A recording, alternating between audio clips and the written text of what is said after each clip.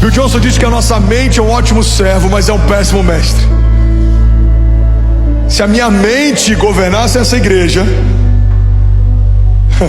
a gente não teria feito o lago que fez, não teria alugado o espaço que alugou, não teria investido no que investiu. Por quê? Porque não faz sentido o que a gente está vivendo. Eu já falei isso aqui, mas vai edificar alguém. 5.500 famílias online. Você pode celebrar o que Deus está fazendo? Glória a Deus. Coloca as nações que estão conectadas. Se tiver mais alguma nova nação conectada, aleluia. Isso aqui vai edificar a fé de alguém. A gente viveu um movimento de Deus aqui no final do ano passado, início desse ano. A gente ampliou de 1.000 metros quadrados para 55.000 metros quadrados, de 500 pessoas para 15.000 por semana. Irmão, 15.000 pessoas passam pela nossa igreja todas as semanas. Alguém pode dizer glória a Deus por isso? Aí depois de 8 meses sendo esticados e vivendo milagres, aí me propuseram algo, Paulo. Pastorzão, vamos segurar um pouco agora, vamos organizar a estratégia e vamos fazer um projeto de cada vez. Eu falei, amém. Multidão de conselhos tem sabedoria. Qual que é o próximo projeto? Kids. Tá bom, levanta, quanto precisa? 3 milhões. Eu falei, vai ser fácil, 3 milhões. Projeto do Kids, ponto sensível da igreja, a próxima geração. A gente vai levantar isso em 2 semanas. Aí começamos a campanha. Gente, nosso desafio do Kids, 3 milhões. Aí dá 4 semanas, 5 semanas, 6 semanas, a gente devia ter levantado uns 600 mil. Para muitas igrejas isso é extraordinário, para a gente também. Mas no que a gente tinha vivido nos 6 meses anterior, não faz sentido. O que a gente viveu aqui nos primeiros 8 meses dessa igreja não faz sentido. Eu lembro que eu estou na minha sala entre os cultos e eu falei para Deus, eu falei, Pai, eu acho que a gente entendeu alguma coisa errada. Eu achei que essa campanha a gente ia conseguir alcançar em 3 semanas. Já tem 6, 7. A gente não está nem perto disso. O que mudou? Aí Deus falou comigo, filho, eu não mudei. Você mudou. Pela primeira vez você esperou ter um saldo garantindo a palavra. Até hoje você só tinha a palavra como garantia. Pela primeira vez você esperou um saldo dizer pode avançar. Até hoje você só esperava uma palavra minha para dizer avance. Se o teu saldo se tornou a tua garantia, eu não posso mais garantir. Irmão, eu chorei igual criança aqui atrás na sala. Chamei o staff, me arrependi. Na presença deles eu falei, o saldo não é quem governa essa igreja. Deus é quem tem a última palavra. Se Ele disser façam, faremos. Se Ele disser se lancem, nos lançaremos. Se Ele disser confie, confiaremos. Alguém comigo aqui? E sabe o que eu aprendi com isso, irmão?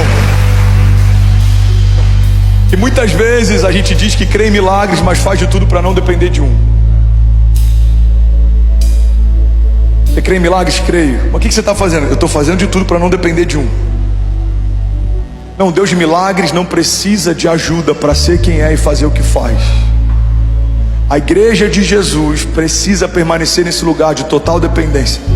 Precisamos ter sonhos tão grandes que se Deus não intervir na execução deles, estamos fadados ao fracasso.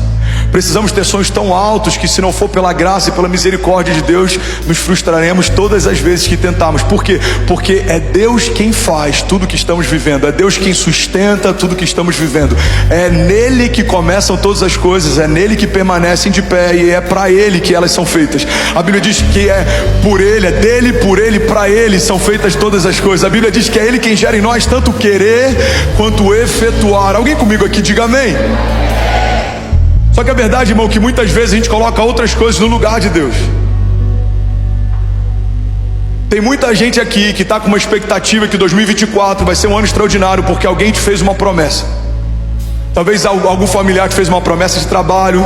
Talvez algum político te fez uma promessa.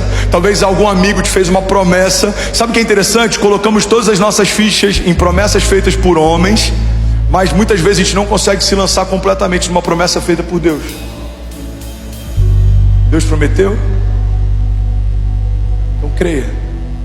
Ele não é homem para que minta, nem filho do homem para que se arrependa. Deus prometeu? Avance. Abraão recebe, antes de receber um destino, ele recebe de Deus uma direção clara, onde não é para ele permanecer.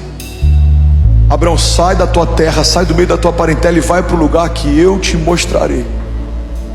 Irmão, talvez alguém aqui tenha recebido de Deus várias vezes essa palavra: sai desse lugar, sai desse relacionamento, sai desse negócio, sai dessa empresa, sai desse ambiente, sai dessa roda. Só que a gente não sai esperando Deus nos dar uma direção. Tem direções que só vão vir quando a gente sair do lugar que a gente está. Pedro tira um pé do barco. Quando ele coloca o pé sobre as águas, um caminho de milagres foi construído. Mas esse caminho não existiria se o pé dele nunca tivesse saído. Nem sempre você vai ver caminhos visíveis entre o lugar que você está e o lugar que Deus está te chamando. Mas quando você se expuser ao milagre, o milagre vai acontecer. Alguém está comigo? Diga amém. Ontem a gente estava lá no meio do lago e olhando o pastor André batizando junto com a Cassi, olhando para a Kezinha, olhando para os pastores. Falei: Deus, eu lembro quando isso aqui era tudo barro. Aí o meu primo, que é urbanista, ajudou aqui na época do Master Plan do projeto. Ele mandou mensagem hoje, talvez esteja até online. E ele falou assim: primo, surreal, olha o que Deus está fazendo. Eu falei: cara, você viu isso aqui quando era tudo barro? Aí ele falou assim: não, primo, eu vi isso aqui quando isso não era nem barro ainda, era só uma ideia na tua cabeça. Aí eu falei: e Deus viu isso quando nem a ideia eu tinha tido, porque veio dele. Guarda isso aqui: uma palavra que sai da boca de Deus se torna um sonho no coração de alguém. José governou porque carregava um sonho de Deus. Davi reinou porque carregava uma unção de Deus. E você, o que você carrega de Deus? A porção que Deus te confiou é o que vai te dar acesso àquilo que Deus te prometeu. Guarda isso aqui, irmão: existe algo que o Senhor te deu que vai liberar algo que o Senhor te prometeu. O que Deus te deu? Deus me deu uma unção para fazer o convite à salvação, e pessoas vêm de forma extraordinária. 12.500 novos começos faz parte de uma unção evangelística que o Senhor tem derramado sobre a gente. Deus nos deu uma visão que vai além das possibilidades naturais. A gente não está sonhando a partir de um bairro de Alphaville, estamos sonhando a partir de uma nação. Pessoas perguntam: você é pastor de Alphaville? Não, eu sou um pastor no Brasil, estamos baseados em Alphaville. Isso aqui é um lugar de início, mas não é um lugar de destino. Vamos tocar uma nação inteira a partir de um bairro. Alguém crê nisso comigo? Pelo amor de Deus, diga amém. Eu lembro que isso foi até uma coisa que eu comuniquei desde que cheguei. A gente chegou já mudando de Lagoinha Alphaville para Lagoinha São Paulo Alfa. Alguém lembra disso? Porque no choque de gestão que a gente fez no início aqui, eu precisava que todo o staff voluntariado entendesse que não fomos chamados para um bairro, fomos chamados para um tempo.